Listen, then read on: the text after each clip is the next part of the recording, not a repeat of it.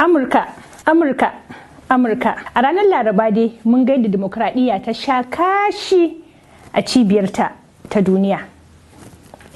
Cibiyar dimokuraɗiyya mana. Ai kowa ya san Amurka ce cibiyar dimokuraɗiyya ta duniya.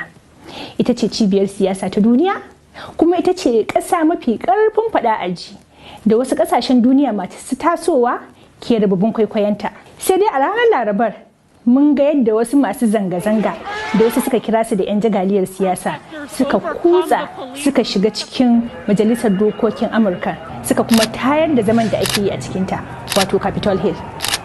Suka yi raga-raga da abubuwa, kai ka ce hargowar kwasar ganimar palliative ce da ta faru kwanakin baya a Najeriya. Abin da muka saba gani dai musamman a wasu majalisun kasashen Afirka shine 'yan majalisa su haura katanga, ko kuma a sace sandar majalisar, ko kuma dambe ya kaure a tsakanin 'yan majalisar.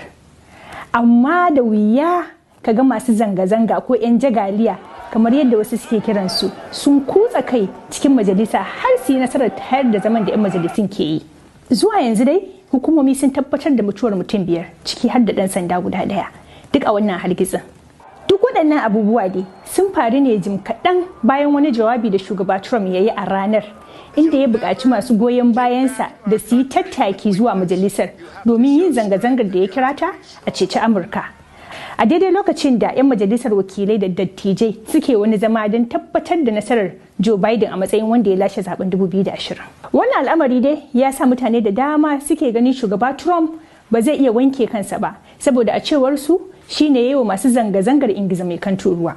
Shugabannin kasashen duniya da dama irin su Boris Johnson na Birtaniya da Justin Trudeau na Canada da Emmanuel Macron na Faransa da Angela Merkel ta Jamus, kai har ma da manyan abokan gabar Amurka wato irin kasashen Iran da kasashen Rasha, duk sai da suka yi Allah wadai da wannan al'amari.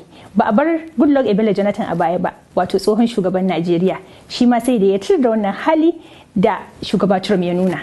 Bayan ya gama shan tofin alatsi ne inda ya ga uwar bari, sai ga shugaba Trump da kansa ya zo ya yi Allah wadai da wannan al'amari, sannan kuma ya sha alwashin cewa za a kama duk masu hannu a wannan lamarin. Masana suna ganin Trump ya fara janye jiki ne daga abin da ya faru saboda tsoron abin da kaje ya zo, musamman magana da tsige shi da tuni wasu suka fara yi tun kafin ma cikar wa'adinsa a ranar 20 ga watan Janairun nan. Masu wannan bukatar suna so ne a yi amfani da sashe na 25 na kundin tsarin mulkin kasar wanda ya bayar da damar tsige shugaban kasa. Sai dai wasu na ganin da wuya hakan ta faru. To koma dai hakan bata faru ba, tuni manyan shafukan sada zumunta da muhawara irin su Facebook da Twitter da Instagram suka toshe shafukan shugaba.